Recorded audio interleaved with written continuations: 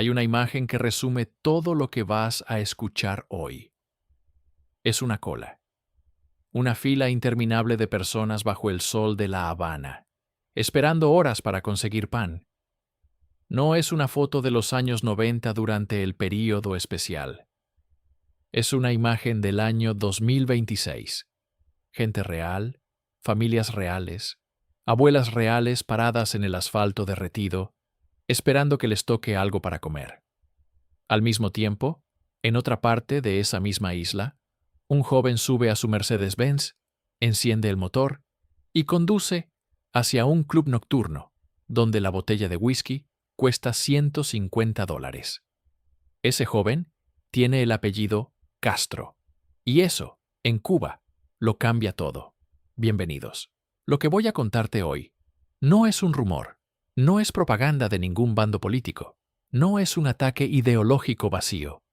Es la historia documentada, rastreable, con nombres y apellidos, de cómo la familia que prometió liberar a Cuba de una oligarquía terminó construyendo su propia oligarquía.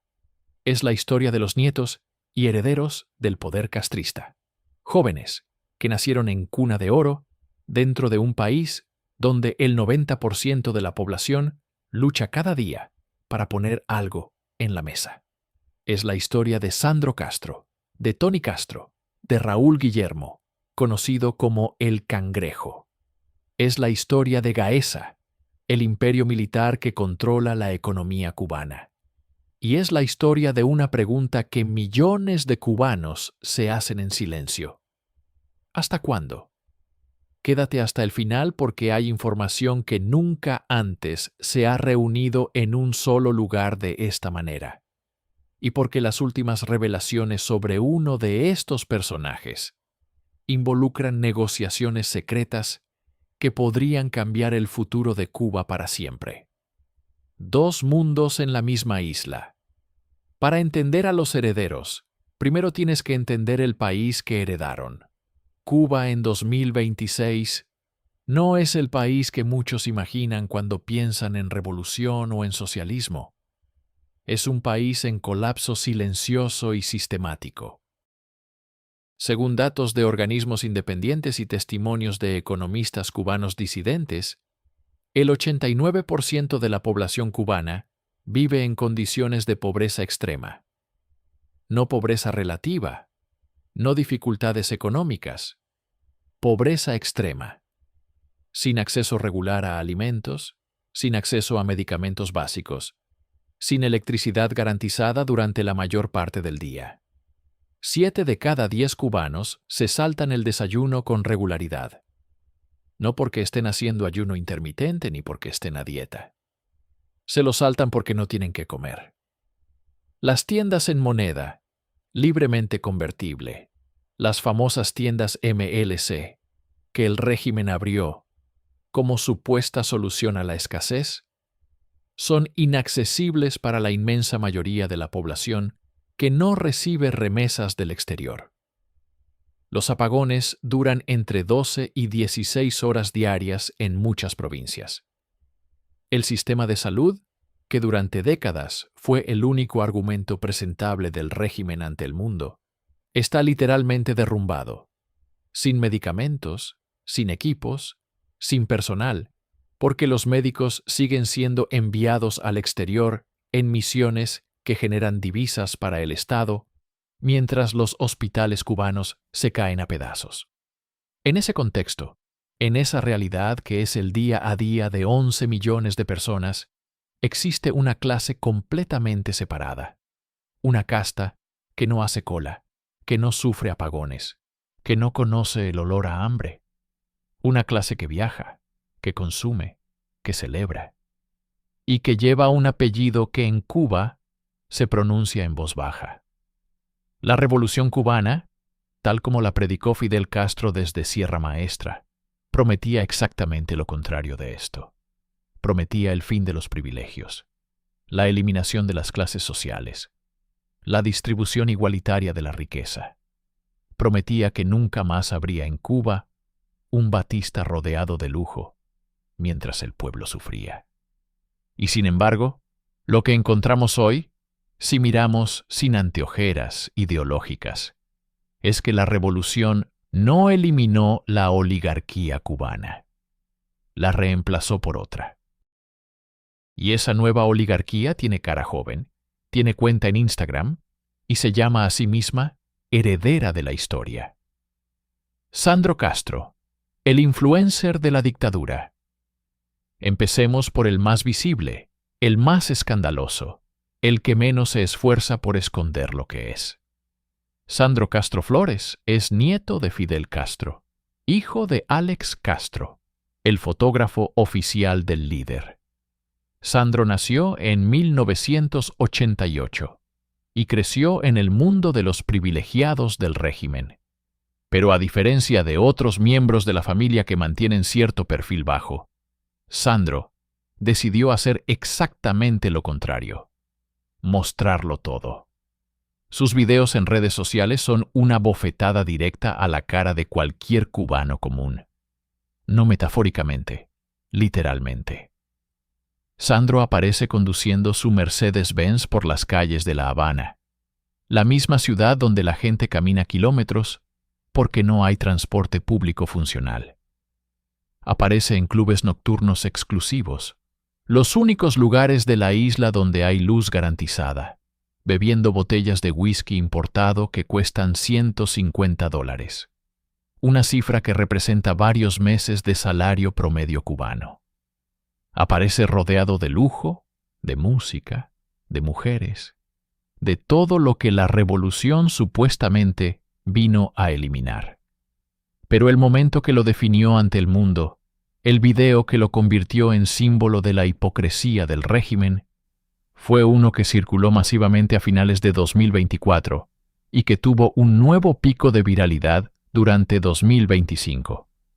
En ese video, Sandro Castro aparece vestido como sacerdote católico, con sotana, con collar, con toda la parafernalia religiosa. Y así, disfrazado de hombre de Dios, va bendiciendo a las personas que se le acercan. Pero la bendición que reparte no es espiritual, es alcohol.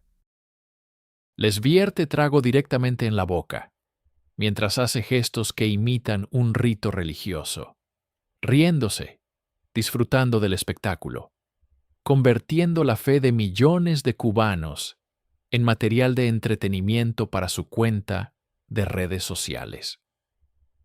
Para entender por qué esto generó tanta indignación, tienes que saber que Cuba tiene una historia profundamente religiosa. El catolicismo, la santería, las religiones de origen africano, todas forman parte del alma cultural del pueblo cubano. La Iglesia Católica, a pesar de su relación históricamente tensa con el régimen, representa para muchos cubanos un refugio espiritual y moral. Burlarse de los rituales religiosos, disfrazarse de sacerdote para hacer chistes de borracho, es en Cuba mucho más que una irreverencia. Es una declaración de superioridad. Es decirle a la gente común que sus creencias son un juego para los que tienen poder. Pero lo que más dolió, lo que más circuló en los grupos de WhatsApp de la diáspora cubana y en los comentarios de los exiliados en Miami, en Madrid, en México, fue una frase que Sandro dijo en uno de sus videos con una sonrisa en la cara. Una frase breve, casi casual, dicha como si fuera la cosa más normal del mundo. Dijo, y cito textualmente porque importa cada palabra: nosotros sabemos comer caro. Nosotros sabemos comer caro. Mientras el país que su abuelo gobernó durante casi medio siglo no sabe si va a poder comer mañana, el nieto presume en cámara de saber comer caro. Hay gente que dice que Sandro es simplemente un joven inmaduro, que no es responsable de los pecados de su familia, que hay que separar al individuo del sistema. Puede ser. Pero un joven inmaduro que vive en un país donde la gente se muere de hambre y decide usar sus privilegios para hacer videos virales burlándose de los valores del pueblo, ese joven está tomando una decisión. Nadie lo obligó a encender la cámara. Nadie lo obligó a disfrazarse de cura para echarle trago a la gente. Esas son elecciones. Y las elecciones tienen consecuencias, aunque para algunos cubanos en particular, las consecuencias nunca llegan. Porque eso es lo más importante que hay que entender sobre Sandro Castro y sobre toda esta generación. La impunidad. En cualquier otro país, un ciudadano que se comportara de esta manera enfrentaría al menos la presión de la opinión pública. En Cuba, donde el Estado controla los medios de comunicación, donde criticar a la familia gobernante puede costarte la libertad, Sandro puede hacer lo que quiera, y ningún periodista cubano va a publicar una nota crítica sobre él. Ningún programa de televisión estatal va a cuestionar su comportamiento. La burbuja que lo protege es perfecta, es hermética, es absoluta, y mientras tanto, a pocas cuadras de los clubes donde Sandro celebra, hay familias que calientan agua en fogones de carbón porque no hay gas, porque no hay electricidad, porque el sistema que su familia controla hace décadas no ha podido o no ha querido garantizar algo tan básico como la energía eléctrica para sus ciudadanos. Tony Castro, el modelo en la cubierta de los millonarios. Si Sandro es el escandaloso, el que no puede evitar llamar la atención, Antonio Castro Soto del Valle, conocido como Tony Castro, es lo opuesto. Es el sofisticado, el que sabe moverse en silencio, el que entiende que el poder verdadero no necesita hacer ruido. Tony es hijo de Fidel Castro y Dalia Soto del Valle, la compañera de vida del líder durante sus últimas décadas. Es, en muchos sentidos, el heredero más completo del apellido. Tiene el porte, tiene los contactos, tiene la red. Y tiene también algo que ningún otro miembro de la familia ha cultivado de la misma manera: una imagen internacional. Tony Castro ha aparecido en yates de lujo en la Riviera Maya. Ha sido fotografiado en boutiques de Barcelona, en restaurantes de lujo en Madrid, en eventos sociales en ciudades europeas. Se mueve por el mundo con la naturalidad de alguien para quien las fronteras son un concepto que aplica a otras personas. Mientras un cubano promedio necesita sortear una burocracia kafkiana y prácticamente imposible para obtener un pasaporte, y puede que nunca en su vida tenga la posibilidad de salir de la isla, Tony Castro viaja como si el mundo entero fuera su patio trasero.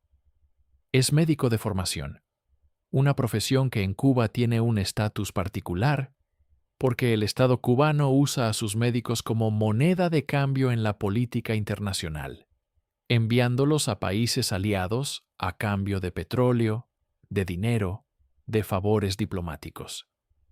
Pero Tony Castro no ejerció la medicina en los hospitales habaneros, donde faltan guantes y jeringas. Su trayectoria tomó otros derroteros, más cercanos al béisbol, un deporte que en Cuba es también política y también negocio. Durante años fue funcionario de la Federación Cubana de Béisbol, un cargo que le daba acceso a viajes internacionales, a contactos con ligas extranjeras, a movimiento de dinero en un deporte que mueve cifras enormes. Activistas y periodistas independientes cubanos señalan que su posición en el béisbol le permitió construir relaciones en América Latina, el Caribe y Europa que van mucho más allá de lo deportivo.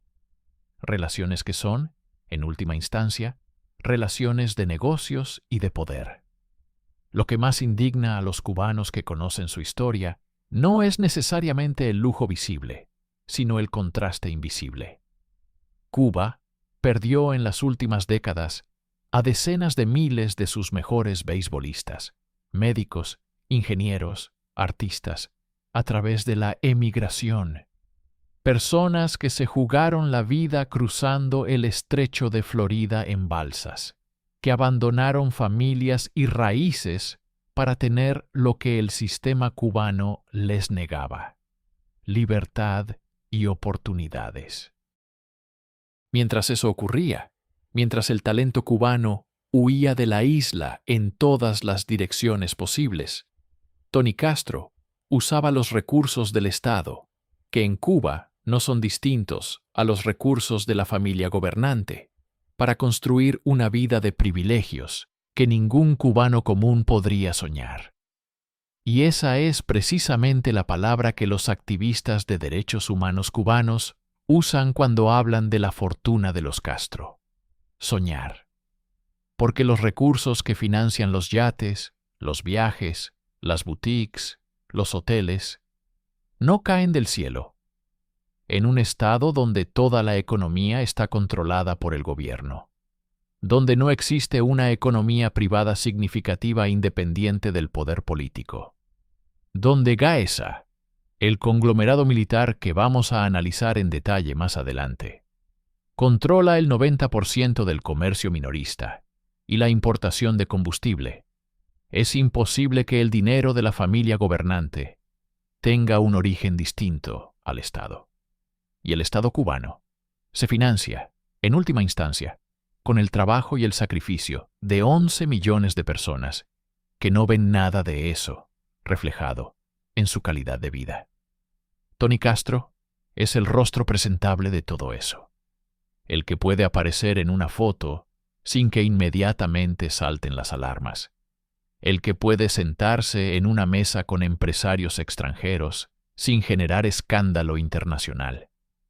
Pero debajo de esa imagen pulida, hay la misma realidad que debajo de la de su hermano escandaloso: el privilegio heredado, la impunidad garantizada y una distancia sideral entre su mundo y el mundo de las personas, sobre cuyos hombros ese mundo descansa.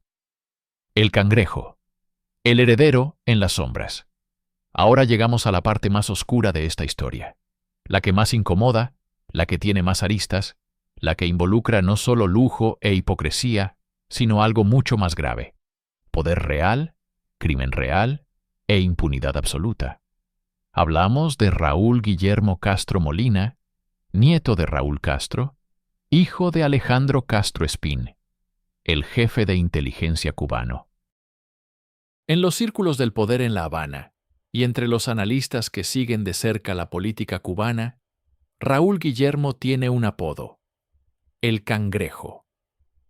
El origen del apodo varía según quien lo cuente, pero lo que todos coinciden es en su significado implícito: alguien que se mueve de lado, que no va directo, que opera en los márgenes, que desaparece cuando hay luz.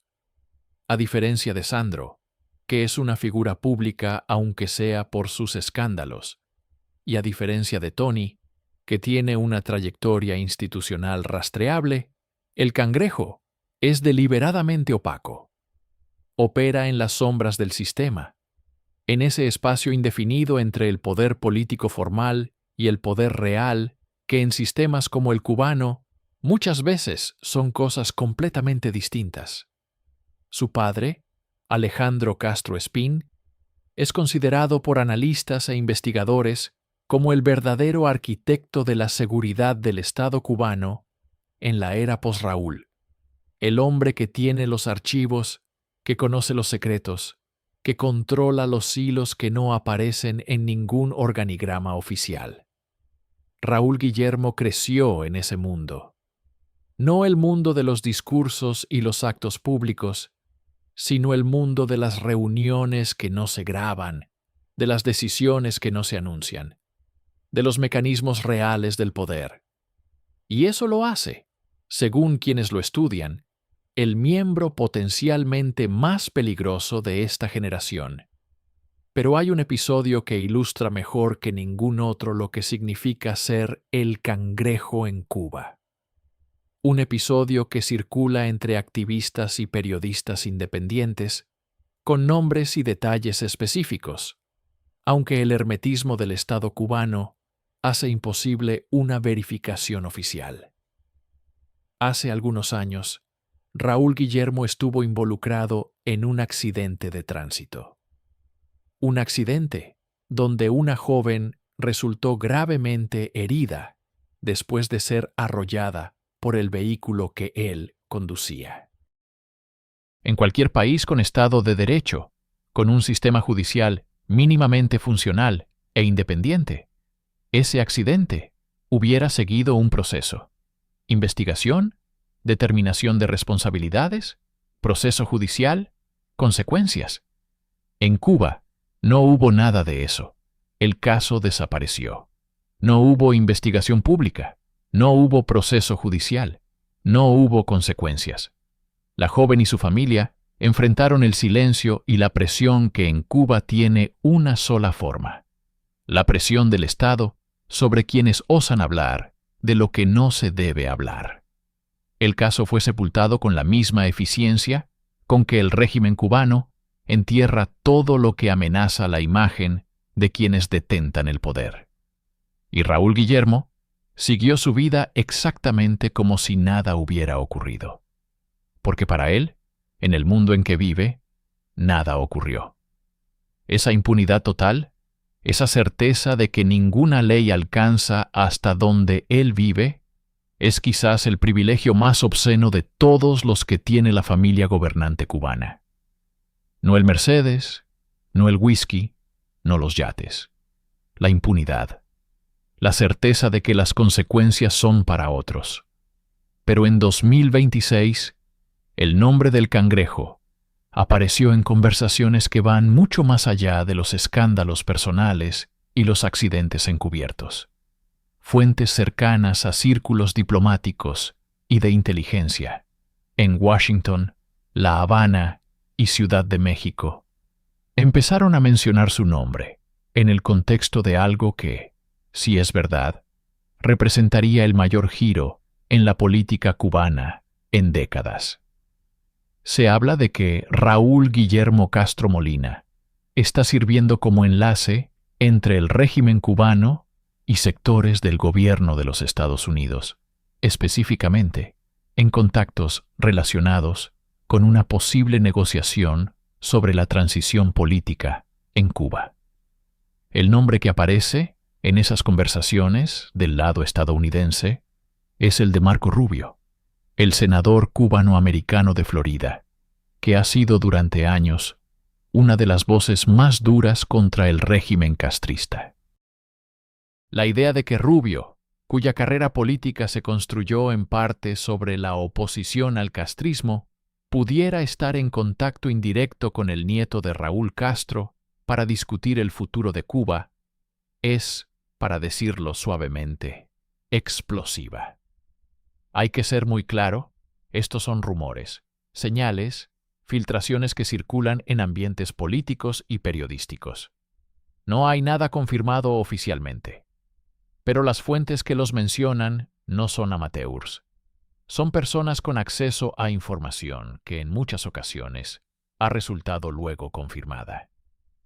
Lo que hace que estos rumores sean plausibles y no simplemente fantasías conspirativas es el contexto en que surgen. Cuba, en 2026, está al borde del colapso. La economía es un desastre sin precedentes incluso en la historia de la isla, que tiene historia larga de desastres económicos.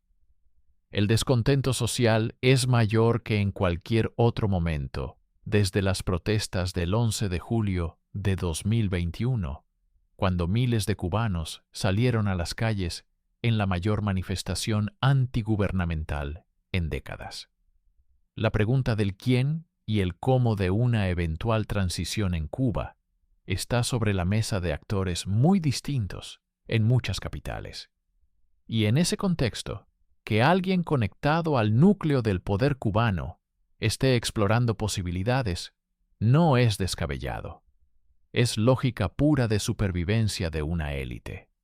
Si el Cangrejo está efectivamente cumpliendo ese rol, si está siendo el puente entre el régimen y posibles negociadores externos, eso lo convierte en una figura de una complejidad política que va mucho más allá de los escándalos familiares. lo convierte en uno de los actores más importantes, aunque invisibles, en el futuro de Cuba.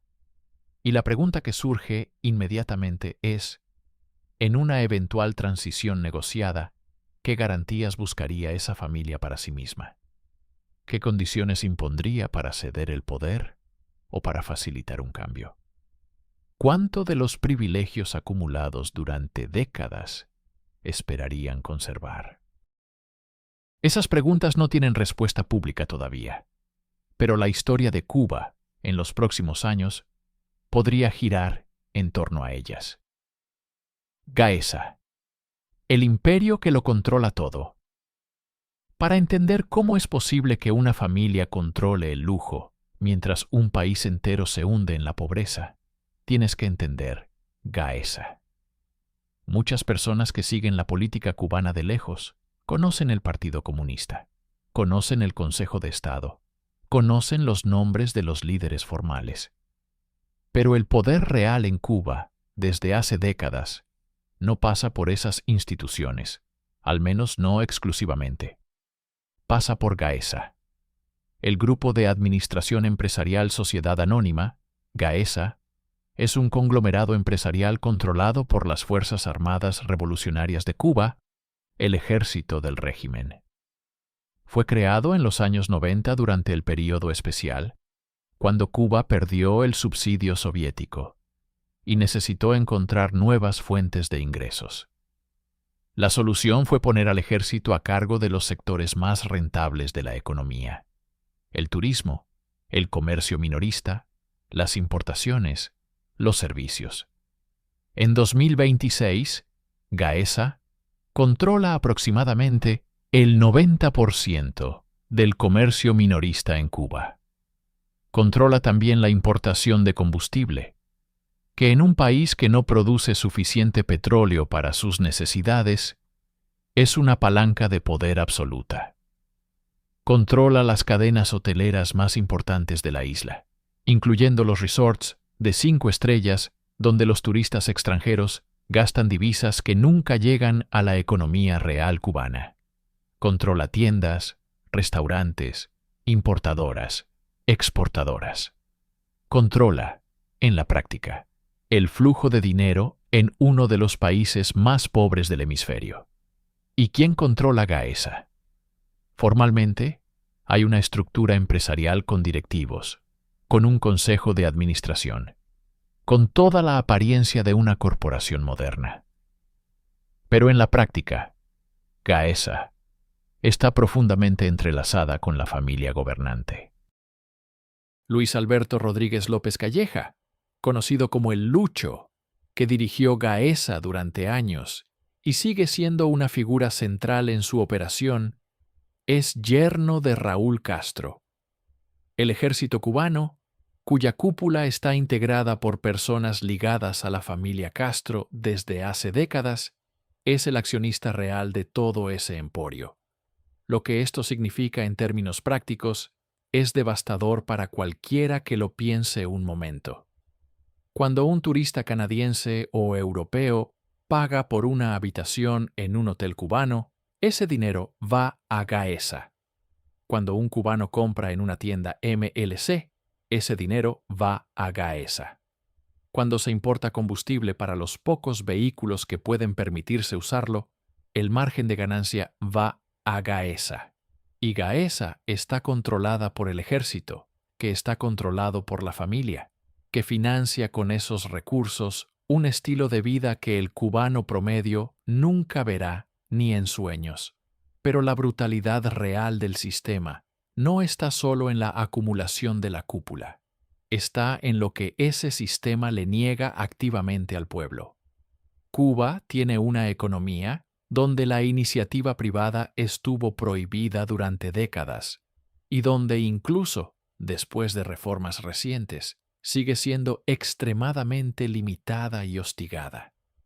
Un cubano que quiere abrir un negocio enfrenta un laberinto de regulaciones, de impuestos confiscatorios, de acceso imposible a materias primas que solo Gaesa puede importar. El sistema no es simplemente injusto, está diseñado para mantener a la mayoría en la pobreza y a una minoría controlando todo. En ese contexto, cuando vemos a Sandro Castro conduciendo su Mercedes, cuando vemos a Tony Castro en un yate en la Riviera Maya, no estamos viendo el resultado de decisiones personales de jóvenes con mal gusto. Estamos viendo el producto final de un sistema económico diseñado para que el dinero fluya hacia arriba, hacia la élite, hacia la familia, mientras la mayoría no tiene ni para el desayuno. Gaesa es la maquinaria. Los herederos son los beneficiarios. Y 11 millones de cubanos son quienes pagan la cuenta. Lo que hace a Gaesa particularmente inquietante en el contexto geopolítico actual es su papel en el mantenimiento de relaciones con actores internacionales. Cuba tiene deudas con múltiples países, tiene acuerdos de cooperación con Venezuela, con Nicaragua, con Rusia, con China. Muchos de esos acuerdos pasan en algún punto por Gaesa o por las instituciones que Gaesa controla. El conglomerado militar cubano no es solo un problema interno cubano. Es un actor en la política regional latinoamericana, con tentáculos que llegan a economías y gobiernos de varios países del hemisferio. Cuando Venezuela envía petróleo subsidiado a Cuba, ese petróleo pasa por las importadoras controladas por Gaesa. Cuando China financia proyectos de infraestructura en la isla, las empresas ejecutoras frecuentemente son parte del conglomerado militar. El dinero de la solidaridad internacional, de los préstamos, de los acuerdos comerciales, no llega a los hospitales vacíos ni a los hogares sin luz. Llega a la estructura que garantiza que el poder permanezca donde siempre ha estado. La burbuja de los privilegiados. Hay algo que vale la pena explorar, porque ayuda a entender cómo es posible que estas personas vivan como viven sin que les genere ninguna incomodidad visible. La burbuja.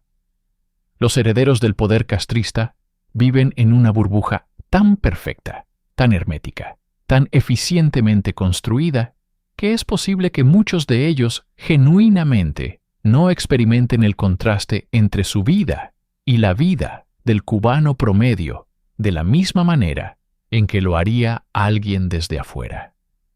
Crecieron en vecindarios protegidos, accedieron a escuelas especiales reservadas para los hijos del aparachic, viajaron al exterior desde jóvenes, tuvieron acceso a televisión satelital, a Internet sin restricciones, a todos los consumos culturales del mundo, mientras el ciudadano cubano común tenía acceso restringido a todo eso. Su círculo social desde la infancia estuvo compuesto exclusivamente por personas en situaciones similares. Sus puntos de referencia para lo normal, para lo que es una vida razonable, son completamente distintos a los del resto del país. Eso no los absuelve. Absolutamente no. Porque en la era de las redes sociales, en un mundo donde la información circula a pesar de todos los intentos del régimen por controlarla, resulta imposible que alguien con acceso a Internet, como el que tienen estos jóvenes, ignore la realidad de la mayoría. No pueden no saber. Lo saben y eligen no verlo.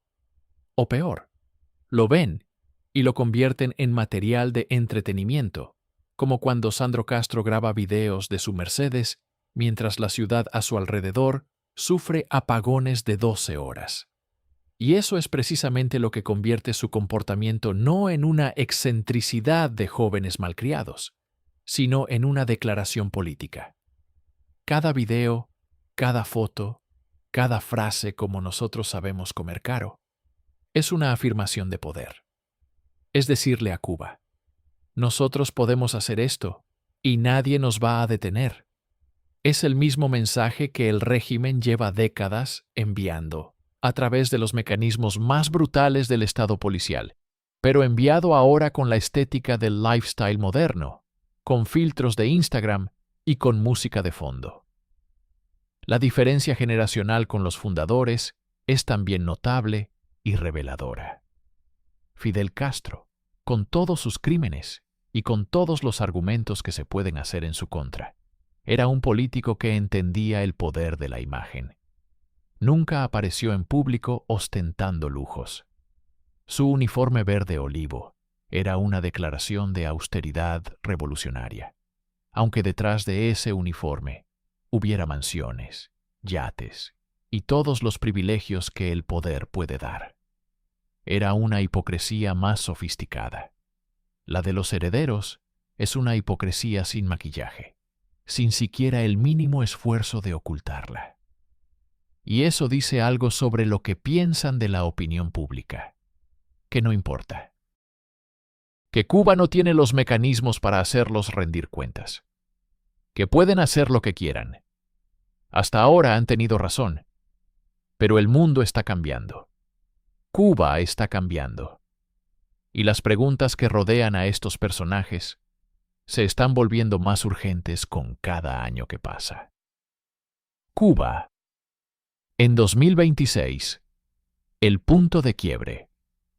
Para contextualizar todo lo que hemos analizado, es importante entender dónde está Cuba en este momento. No la Cuba de los folletos turísticos, no la Cuba de los debates ideológicos en universidades europeas, sino la Cuba real de 2026. La crisis eléctrica es probablemente el símbolo más visible del colapso del sistema. Cuba depende casi totalmente de plantas termoeléctricas obsoletas que funcionan con petróleo venezolano. Cuando Venezuela redujo sus envíos de petróleo subsidiado, el sistema eléctrico cubano no pudo compensar el déficit. El resultado son apagones de entre 12 y 16 horas diarias en la mayor parte del país. No en los hoteles para turistas, claro. No en los vecindarios donde viven los funcionarios del régimen. Pero sí en los barrios donde vive el 99% de la población. La escasez de alimentos ha empujado a Cuba a niveles que muchos analistas comparan con los peores momentos del período especial de los años 90, cuando la desintegración de la Unión Soviética dejó a la isla sin su principal sustento económico. Pero hay una diferencia importante. En los años 90, la crisis tenía una causa externa identificable y generó en el gobierno cubano cierta presión para introducir reformas, aunque mínimas. En 2026, la crisis tiene causas tanto externas como profundamente internas. El modelo económico cubano, controlado por Gaesa y por el aparato militar, es fundamentalmente incompatible con la generación de riqueza para la población en general. La emigración es masiva.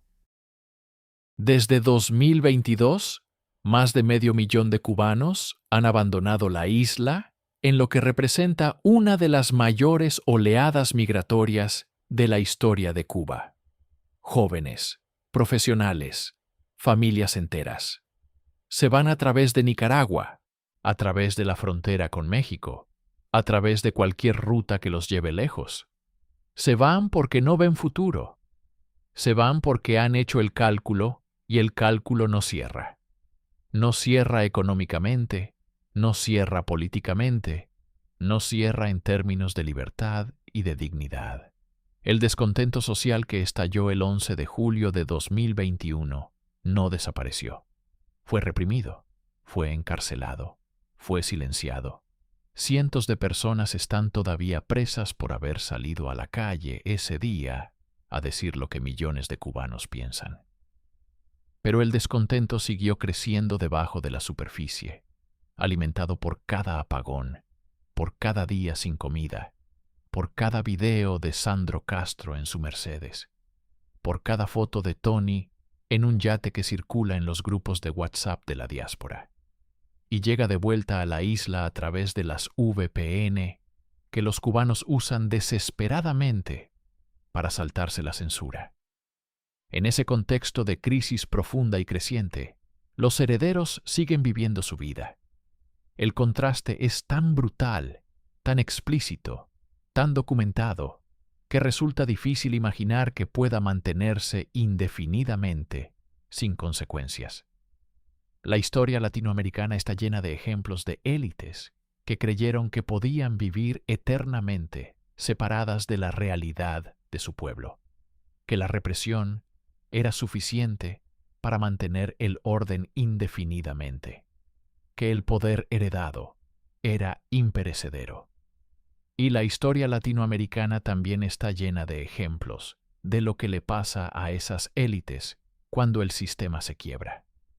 El futuro de la dinastía. La pregunta del millón, o quizás del billón, si hablamos en términos del patrimonio que la familia Castro ha acumulado, es ¿cuánto tiempo puede durar esto? Es una pregunta que no tiene una respuesta sencilla porque depende de variables que están cambiando simultáneamente en múltiples direcciones. Desde el punto de vista de la represión interna, el régimen cubano sigue teniendo capacidad para contener la disidencia. El aparato de seguridad del Estado, que incluye los comités de defensa de la revolución, que existen en prácticamente cada cuadra de cada ciudad cubana, sigue funcionando como mecanismo de vigilancia y control social. La Policía Nacional Revolucionaria y los órganos de seguridad del Estado siguen siendo eficaces para identificar y silenciar a quienes levanten la voz. Los cientos de presos políticos del 11 de julio son la demostración más reciente de que el régimen no ha perdido esa capacidad. Desde el punto de vista económico, la situación es más frágil. Cuba necesita divisas, necesita inversión, necesita socios comerciales, y el espacio para conseguirlos se reduce con cada año que pasa. Venezuela está en su propia crisis profunda y ya no puede ser el sustento que fue.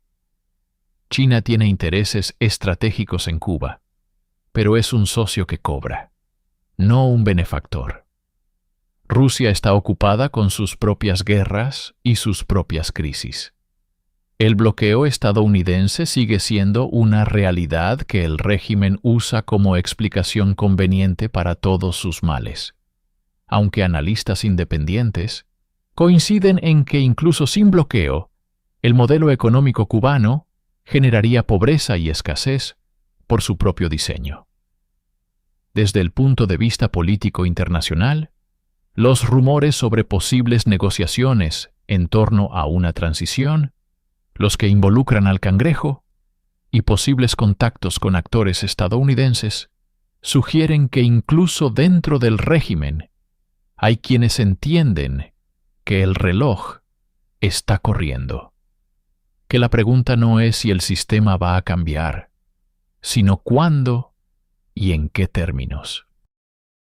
Y la familia gobernante, como todas las élites en todas las historias de cambios políticos, tiene un interés muy concreto en que esos términos incluyan garantías para su patrimonio, para su seguridad, posiblemente para su impunidad.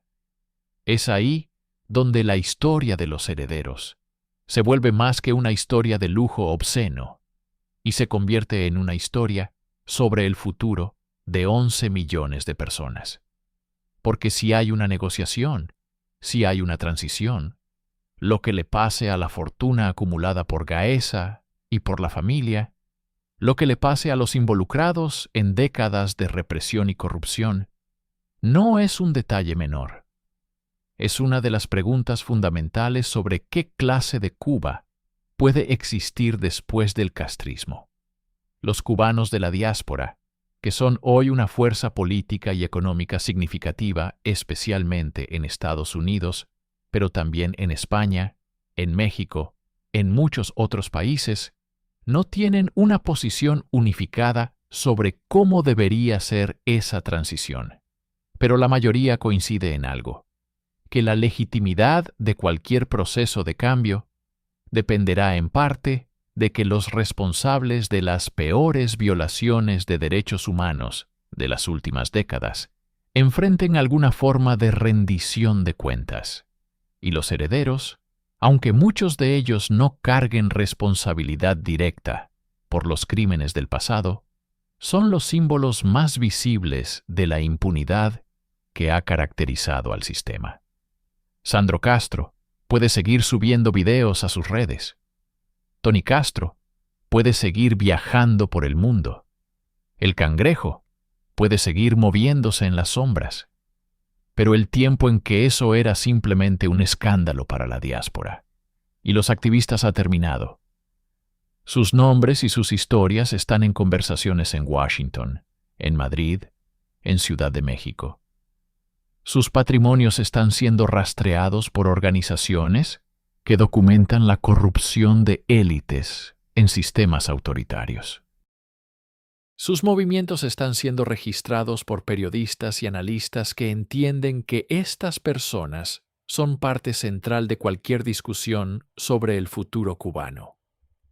La revolución prometió que en Cuba nunca más habría una clase que viviera del trabajo ajeno mientras el pueblo sufría. Prometió el fin de los privilegios, la igualdad, la justicia social. Lo que tenemos en 2026 es una familia que convirtió esa promesa en su contrario exacto, que construyó sobre las ruinas de la oligarquía de Batista, una nueva oligarquía con apellido revolucionario, que usa el lenguaje de la igualdad para justificar el sistema más desigual que Cuba haya conocido en su historia moderna. Fidel Castro murió en noviembre de 2016. Raúl Castro cedió formalmente el poder en 2018, aunque su influencia real sobre el sistema sigue siendo significativa.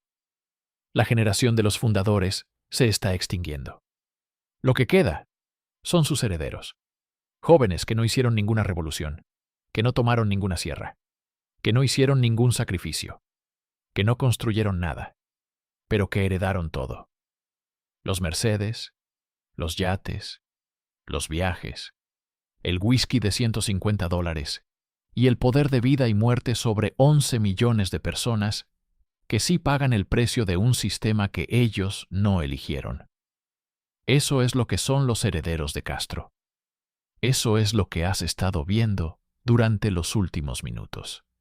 Y la pregunta que queda en el aire, la que no tiene respuesta todavía, la que depende de lo que pase en Cuba en los próximos meses y años, es si esta dinastía va a sobrevivir al final de su propio tiempo, o si el peso de su propio contraste la va a terminar aplastando. ¿Cuánto tiempo más crees que puede durar esta dinastía? ¿Crees que Cuba va a haber algún tipo de transición real antes de que termine 2026? ¿O el sistema tiene todavía más años por delante? Déjame tu opinión en los comentarios. Y si te parece importante que esta información llegue a más gente, comparte este video porque es la única manera en que este tipo de contenido puede llegar a quienes necesitan escucharlo. Nos vemos en el próximo. La diáspora como espejo. Hay un actor que a menudo se subestima en el análisis de la crisis cubana, y que sin embargo es fundamental para entender tanto el presente como el futuro posible de la isla: la diáspora. Los cubanos que viven fuera de Cuba no son simplemente exiliados nostálgicos o refugiados económicos. Son hoy una comunidad de varios millones de personas distribuida principalmente en Estados Unidos, España y América Latina, con una capacidad económica colectiva que supera ampliamente lo que genera la economía cubana entera. Las remesas que envían a sus familias en la isla son, según múltiples estimaciones, la mayor fuente individual de ingresos en divisas para la economía cubana, superando incluso al turismo. Eso significa que el régimen que persiguió a esos mismos emigrantes, que los llamó gusanos y traidores durante décadas, que los criminalizó por irse, depende hoy de su dinero para sobrevivir. Es una de las ironías más perfectas de la historia cubana reciente. El sistema que creó la emigración masiva necesita el dinero de los emigrantes para mantenerse a flote. La diáspora observa con una mezcla de indignación y de dolor lo que hacen los herederos. Los videos de Sandro Castro se comparten con furia en los grupos de WhatsApp de los cubanos en Miami, en Hialeah, en Nueva Jersey. Las fotos de Tony en sus yates se comentan en los foros de la comunidad cubanoamericana. El nombre del cangrejo circula en los círculos donde se discute el futuro político de la isla. Esta comunidad no es un espectador pasivo, es un actor con influencia política real, especialmente en el sistema político estadounidense, donde la comunidad cubanoamericana de Florida tiene un peso electoral desproporcionado respecto a su tamaño. Y es precisamente esa influencia política de la diáspora la que hace que los rumores sobre negociaciones entre el régimen y actores como Marco Rubio sean tan significativos. Si hay algún actor en la política estadounidense que entiende el peso electoral de la comunidad cubanoamericana, es Rubio. Cualquier negociación que involucre su nombre llevaría implícita la necesidad de que el resultado sea defendible ante esa comunidad. Y para esa comunidad, una negociación que garantice impunidad total a los herederos del sistema que destruyó sus vidas y las de sus familias sería inaceptable. El futuro de Cuba, en ese sentido, no se decide solo en La Habana, se decide también en Miami, en Madrid, en Caracas, en Ciudad de México. Y los herederos de Castro, aunque vivan en su burbuja de privilegios, empiezan a sentir que el mundo que los rodea se hace más pequeño con cada año que pasa, que las preguntas sobre su pasado, su presente y su futuro se vuelven más difíciles de ignorar, que el apellido que los protegió durante décadas puede convertirse, en el momento del cambio, en el mayor peso que cargan. Esa es la historia de los herederos de Castro. Una historia de lujo obsceno, de impunidad absoluta, de un sistema diseñado para perpetuar el poder de una minoría sobre una mayoría. Pero también una historia que está todavía en proceso, cuyo final no está escrito, y que millones de cubanos dentro y fuera de la isla esperan con una mezcla de esperanza y de agotamiento, que solo puede entender quien ha vivido demasiados años esperando un cambio que siempre parece estar a la vuelta de la esquina y que nunca termina de llegar.